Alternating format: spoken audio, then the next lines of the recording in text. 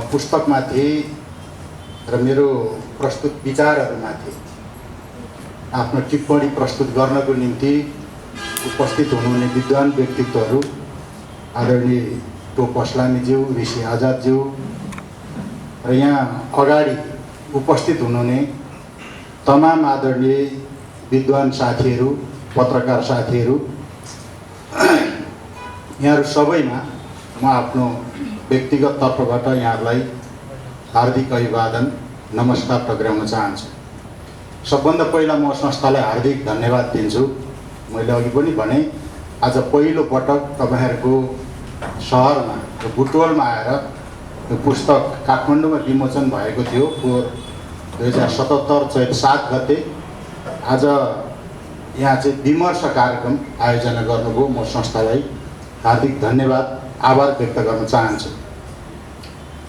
र यो पुस्तक अब केही समय अगाडि नै प्रकाशन भएर कतिपय पाठक साथीहरूको हातमा पुगिसकेको कारणले गर्दाखेरि म पुस्तकभित्र धेरै पस्न चाहन्न, किनकि यहाँहरूले कतिपय साथीहरूले अध्ययन गरिसक्नु भएको छ, केही साथीहरूले अध्ययन गर्नु बाँकी हुनु होला, पछि अध्ययन गर्नुहुनेछ र प्रतिक्रिया प्राप्त होला। र यो किन लेखियो, अघि उद्घोषण गरिरहनु हुने बहिनीले भनिसक्नुभयो, यो किन लेखियो जातिवादको शल्यक्रिया, किन आवश्यक थियो?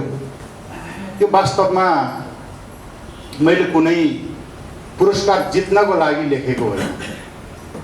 यो मैले कुनै विश्वविद्यालयको कोर्समा यसको चाहिँ कुनै च्याप्टर पढाइ होस् भनेर लेखेको होइन। यो एउटा क्रान्तिको खोजी हो। म साथीहरूलाई प्रश्न पार्न चाहन्छु, एउटा क्रान्ति हुनुपर्छ भन्ने यसको मुख्य उद्देश्य हो। र यो पुस्तक नलेख्दा पनि क्रान्ति त हुन्थ्यो नै, क्रान्ति नहुने त होइन, तर क्रान्ति बाँगिन सक्छ, अर्कै क्रान्ति हुन सक्छ, अर्कैको नेतृत्वमा क्रान्ति हुन सक्छ। गलत व्यक्तिको, गलत नेतृत्वको, गलत विचारबाट क्रान्ति भयो भने त्यसले मुलुकलाई सही निकास दिँदैन, फेरि हामी धोकै पाउने स्थितिमा हुन्छौँ। जसरी हिजो 46 सालको जनआन्दोलनलाई हामीले अन्तिम भनेका थियौँ, त्यो हुन सकेन। 62-63 मा त राजा पनि फ्याँकियो, अब त यो साँच्चै अन्तिम भयो है। अब नेपाली जनताले व्यवस्था परिवर्तनको लागि लड्नु पर्दैन होला, अब त नागरिकको जीवनस्तर परिवर्तनको लागि, त्यो रूपान्तरणको लागि आर्थिक क्रान्तिको समय आयो भनेका थियौँ, तर त्यसो हुन सकेन। फेरि क्रान्ति त नाग्यो नेपाली माटोले। कोभिड-19 नभइदिएको भए सम्भवतः मलाई लाग्छ केही लेखकहरूले पनि लेखिसक्नु भएको छ, 62-63 को जनआन्दोलन भन्दा अझै ठुला आन्दोलनहरू भइसक्ने थियो। तर त्यसले गर्दा त्यो क्रान्तिलाई पछाडि धकेलिराखेको अवस्था छ।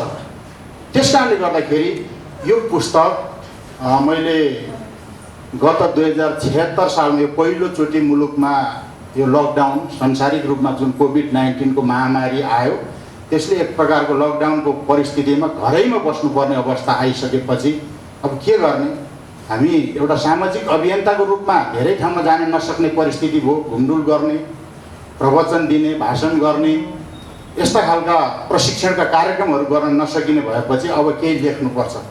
यो बिचमा त्यतिकै बस्न मिल्दैन। म जस्तो अभियन्ता सुतेर बस्यो भने त्यसले समाजलाई ठुलो घाटा हुन्छ भन्ने लागेर मैले यो लेखनको प्रक्रिया अगाडि बढाएँ।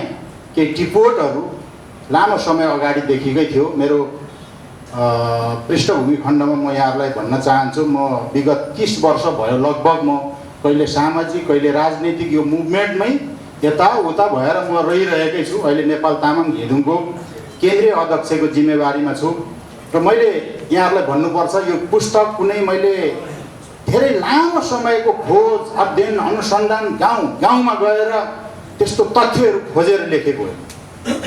यसको स्रोत सेकेन्डरी सोर्स नै हो, पुस्तकालय स्रोत नै हो है। त्यो स्रोतहरूबाट जे पाएँ, जे मैले अध्ययन गरेँ, मेरो 30 वर्षको सङ्घर्षले जे भन्यो, जे अनुभव मलाई प्राप्त भयो, त्यसलाई फ्युजन गर्दाखेरि एउटा पुस्तक जातिवादको शल्यक्रिया बन्यो। र यो शल्यक्रिया नै किन लेखिस् भन्ने साथीहरूबाट धेरै कुरा आयो साथीहरू है।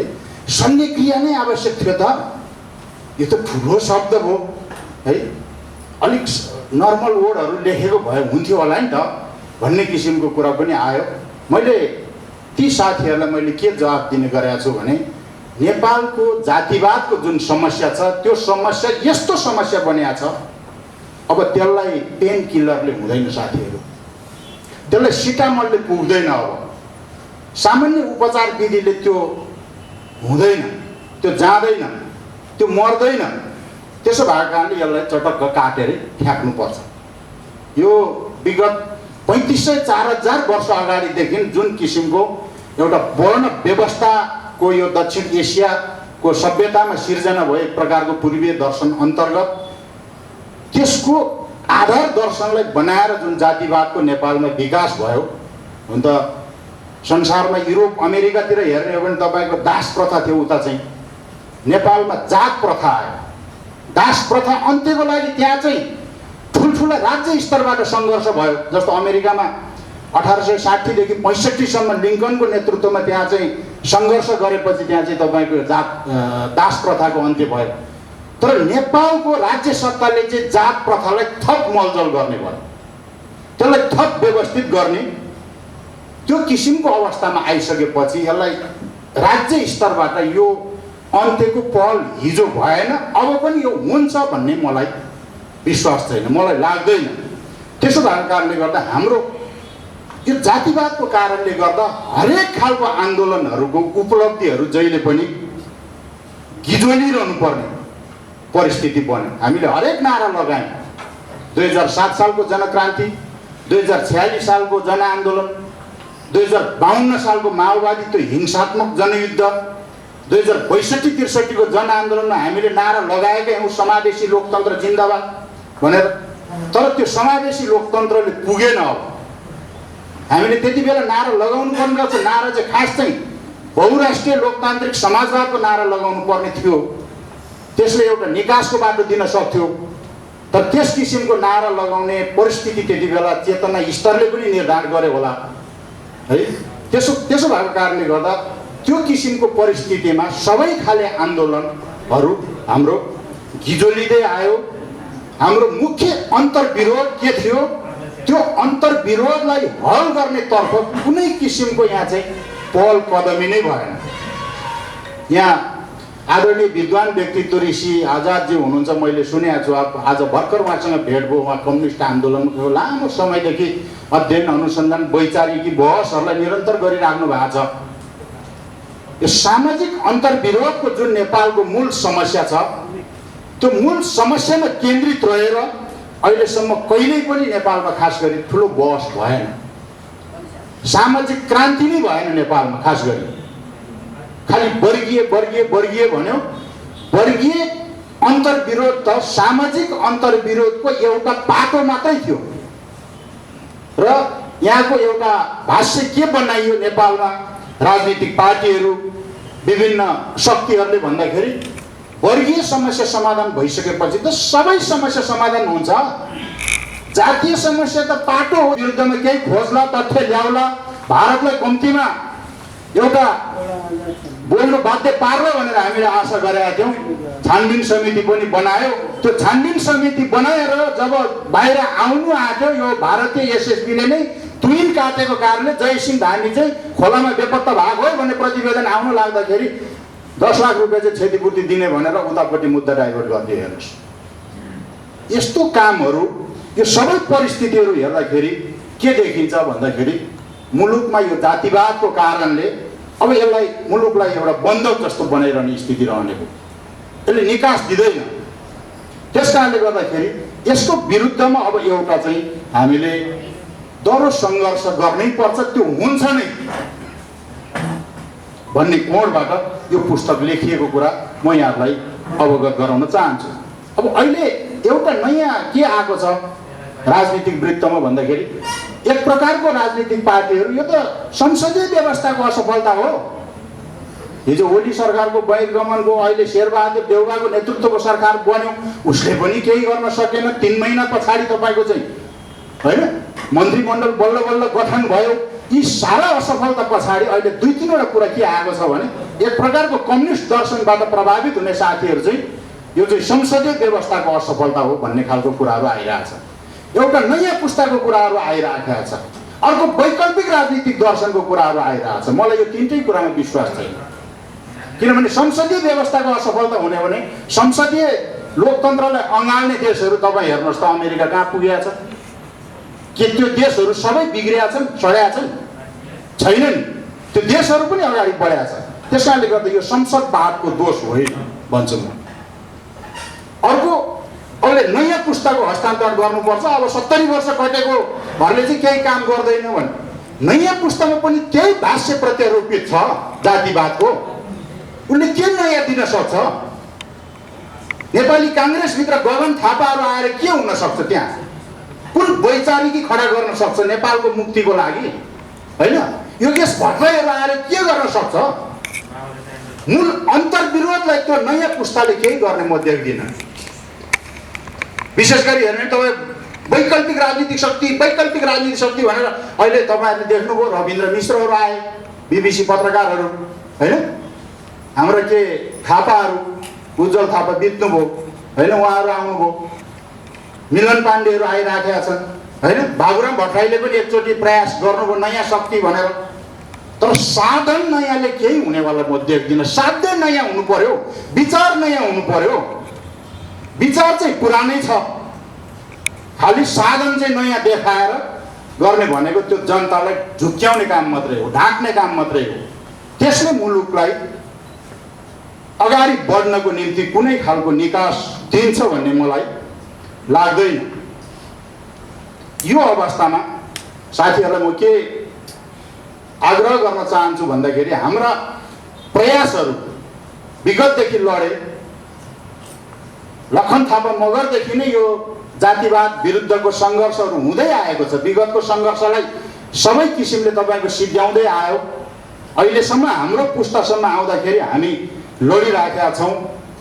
म आदिवासी जनजाति समुदायको अभियन्ताको नाताले हेर्दाखेरि म आदिवासी जनजातिको आन्दोलनलाई पनि म त्यत्रो नकारात्मक हेर्दिनँ।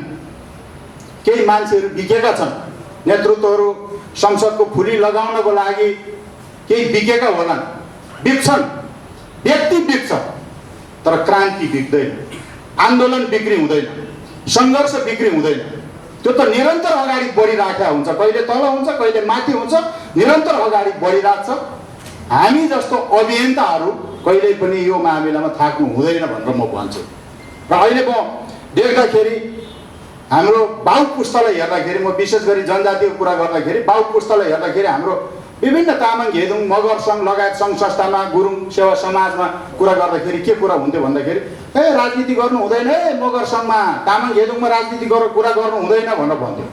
पछि आएपछि सबैले अब राजनीति गर्नुपर्छ है भनेर भन्यो। कुन पार्टी भन्ने खालको कुरा भएन, सबैजना पार्टीमा अगाडि बढ्नुपर्छ, ठुल्ठुलो पदमा पुग्नुपर्छ भनियो। तर अब परिस्थिति के बन्दैछ भन्दाखेरि अब सबै पार्टीमा लाग्ने मात्रै होइन, ठिक साधन समात्ने, ठिक हतियार समात्ने, ठिक राजनीतिक साधन, आफूलाई जुन साधनले मुक्ति दिन्छ, जुन साधनले सामाजिक अन्तर्विरोधको मुद्दालाई हल गर्छ, त्यसलाई समात भन्नुपर्ने परिस्थिति अब निर्माण हुँदै गइरहेको छ। र त्यो निराशाजनक खालको हामी देख्दैनौँ। अहिले धेरैजना नेतृत्वहरू हेर्दाखेरि आदिवासी जनजाति समुदायकै हेर्दाखेरि चाहिँ तपाईँको विभिन्न पार्टीमा बसेर काम गरिराखेका छ। कोही काङ्ग्रेसमा बसेका छ, कोही एमालेमा बसेका छ, कोही माओवादीमा, कोही नेकपा एकीकृत समाजवादीमा बसेर काम गरेका छ। यसलाई पनि म अन्यथा लिन्न, किनकि यो जनजाति अवस्थै त्यस्तो अवस्था हो कि यसले आफ्नो घर बनाउन सकेका छैन। राजनीतिक घर हुन्छ नि, राजनीतिक घर नबनाएको परिस्थितिमा त्यसले केही समय अर्काको घरमा आश्रय लिन्छ।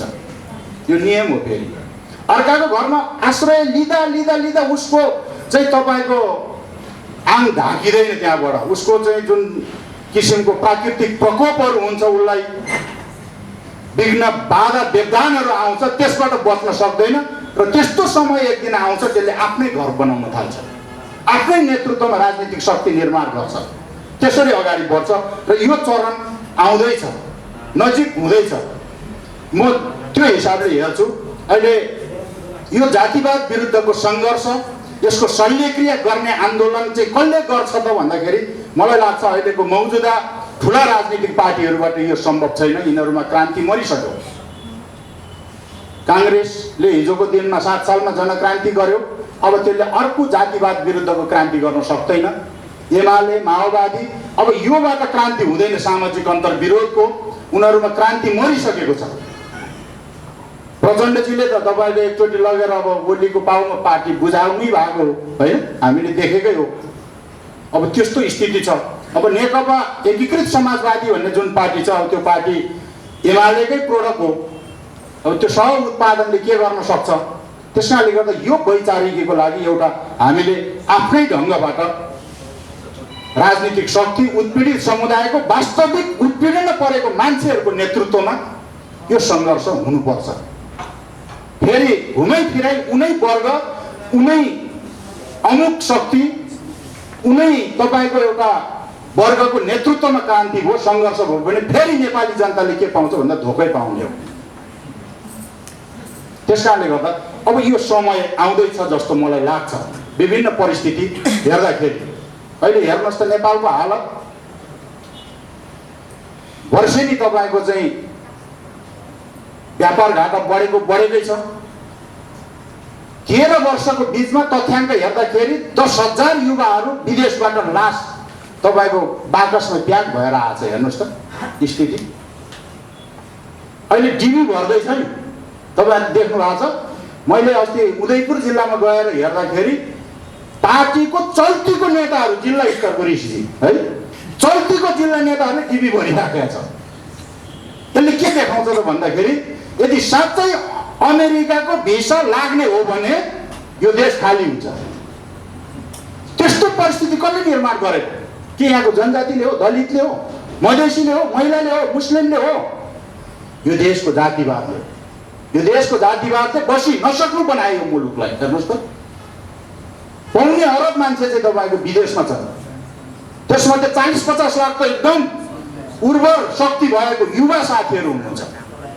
अब त्यो साथीहरू खाडीको मुलुकमा गएर घरको परिवार सम्झेर सुन साइली साइली भन्दै रुनु परेको छ। हेर्नुहोस् त कति दर्दनाक दुःख छ क्या। तिमी यहाँ बस्नु पाएको भए देशको विकास गर्थ्यो होला होइन, आफ्नो परिवारसँगै रमाउँथ्यो होला। त्यो उमेरमा त्यो खाडीको मुलुकमा ऊँट र भेडा चराउनु पर्ने परिस्थिति कसले निर्माण गर्यो? यो जातिवाद छ एक प्रकारको, जसले मुलुकलाई अगाडि बढ्न दिँदैन, उद्योग धन्दा खोल्दैन, राष्ट्रिय पुँजीलाई प्रवर्धन गर्ने किसिमको काम गर्दैन, दलाल पुँजीलाई त्यसले प्रवर्धन गर्छ। उसलाई त्यसैमा नाफा छ। अर्काको माल बेच्ने बिचौलिया बन्द नाफा छ भने किन बेकारमा उसले चाहिँ राष्ट्रिय पुँजीलाई चाहिँ दुःख गर्छ? त्यसलाई संरक्षण गर्ने, उत्पादन गर्नेमा किन जोड दिन्छ? त्यसकारणले गर्दा यसका जिम्मेवार तिनै जातिवादी शासकहरू हुन् र यसको विरुद्धमा अब एउटा सङ्घर्ष हुनुपर्छ, आन्दोलन हुनुपर्छ भन्ने कोणबाट नै मैले यो पुस्तक तयार गरेँ। यसमा कतिपय कुराहरू, धेरै कुराहरू अपुग होला, नपुगेको होला। मलाई यो बिचमा पुस्तक लेखनकै क्रममा पनि धेरै साथीहरूबाट सल्लाह सुझावहरू प्राप्त भएको छ। यसको दोस्रो संस्करण पनि अब छिटै लेख्दैछु। टोपजीसँग पनि म सरसल्लाह गरिरहेको छु। अरू साथीहरूले पनि केही सुझावहरू दिनुभएको छ। त्यसलाई यसरी तपाईँले अगाडि बढ्नुभयो भने ठिक हुन्छ है भन्ने किसिमले कुराहरू राख्नु भएको छ। त्यसलाई मैले स्वीकार गरेको छु।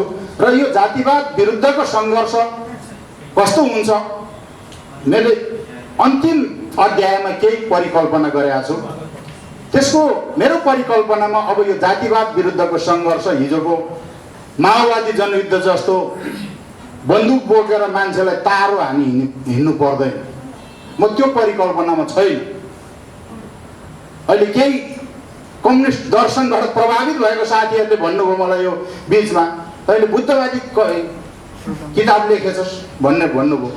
जसले गुलेली हान्ने हिम्मत गर्दैन त्यही साथीहरू चाहिँ क्रान्तिका ठुल्ठुला बन्दुक बोक्ने कुरा गरेर मलाई बडो हाँस उठ्छ कि है, बडो गजब छ।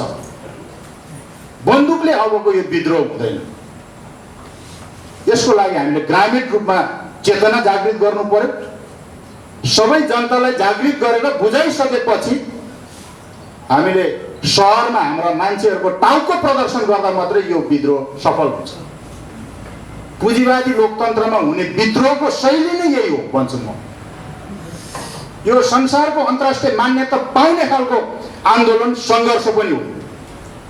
त्यसो भएको कारणले गर्दाखेरि त्यस किसिमको शान्तिपूर्ण विद्रोह, शान्तिपूर्ण सङ्घर्षबाट, किनभने हिजोको जस्तो राजा महाराजाको शासन छैन यहाँ अहिले, जनताबाटै निर्वाचित प्रतिनिधिहरू छ।